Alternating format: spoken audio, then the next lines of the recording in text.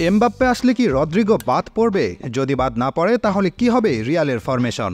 এই নিয়ে চলছে নানা বিশ্লেষণ। আসুন দেখি কি বিস্তারিত। রদ্রিগো ছেলেটার জন্য খুব আফসোস লাগে। বর্তমান বিশ্বের সেরা লেফট উইঙ্গার হয়েও কখনোই সে নিজের পজিশনে খেলতে পারেনি। এতদিন ভিনির জন্য নিজের সহজাত পজিশনে খেলতে পারেনি সে।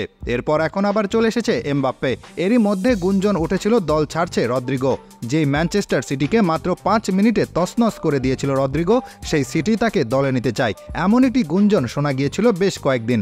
যদিও সেসব কথা তুড়ি মেরে উড়িয়ে দিয়েছেন রদ্রিগো। এমবাপ্পে আসুক আর যেই আসুক, ক্লাব ছাড়বেন না তিনি, সাফ জানিয়েও দিয়েছিলেন এই কথা। কিন্তু কতদিন এভাবে স্যাক্রিফাইস করে যাবেন রদ্রিগো?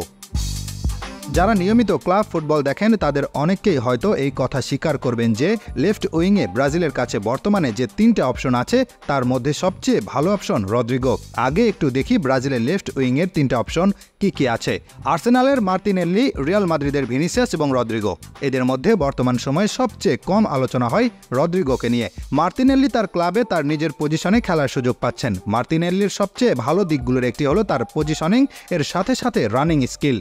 মুহূর্তের ভেতর দৌড়ে এক ডিবক্স থেকে অন্য ডিবক্সে চলে যেতে পারেন এই তারকা। ভিনির কথা তো আর নতুন করে বলার কিছুই নেই। রিয়াল মাদ্রিদ দলের মূল খেলোয়াড় এখন সে, বাকি রইল রদ্রিগো। তার জীবন ভরা স্যাক্রিফাইসে। নিজের সহজাত পজিশনটাও দেশীয় ভাই ভিনির কাছে স্যাক্রিফাইস করতে হয় তাকে। তবে যেদিনই নিজের পছন্দের জায়গায় সুযোগ পায় সেদিনই প্রমাণ করে দেয় লেফট উইঙ্গার রদ্রিগো কি জিনিস।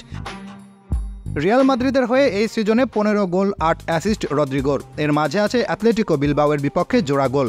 প্রায় রদ্রিগোর 2-1টা গোল দেখা যায় যেখানে একদম শিল্পের ছোঁয়া থাকে। এমনকি আপনি যদি রিয়াল মাদ্রিদ কিংবা ব্রাজিল ভক্তদের জিজ্ঞাসা করেন তাহলে তারাও এটা এক বাক্যে স্বীকার করে নেন যে ভিনির চেয়েও ক্ষেত্র বিশেষে ভালো খেলোয়াড় রদ্রিগো। কিন্তু ওই যে কপাল, তার কপালে নেই তার আসল প্রতিভা দেখানোর সুযোগ। তাই তো তার অনেক ভক্ত মনে করেন রদ্রিগোর উচিত দল চেঞ্জ করে অন্য দলে যাওয়া, যেখানে গেলে তিনি প্রপার গেম টাইম পাবেন এবং আর স্যাক্রিফাইস করে যেতে হবে না।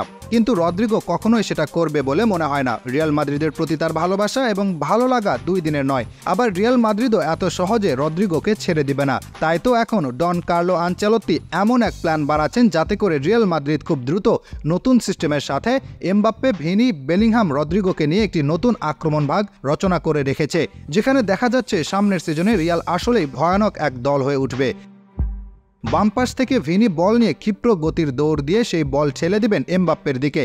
এমবাপ্পে তার স্পিডি রানে এগিয়ে যাবেন রদ্রিগোর দিকে। সেখান থেকে ফিল্ড বড় করার জন্য আবার ব্যাকপাস আসবে বেলিংহামের কাছে। পেছনে থাকবেন ভালভার্দে। সুযোগ বুঝে বল দেওয়া হবে এমবাপ্পের পায়ে। ফলাফল দেখবে সারা বিশ্ব। এই হিসেবে রিয়াল এখন 4-3-3 ফরমেশন নিয়ে মাঠে নামার প্ল্যান করছে, যেখানে সামনের সারিতে দেখা যাবে ভিনি, এমবাপ্পে, রদ্রিগোদের। পেছনে বেলিংহাম, ভালভার্দে, মদ্রিচেরা থাকবেন।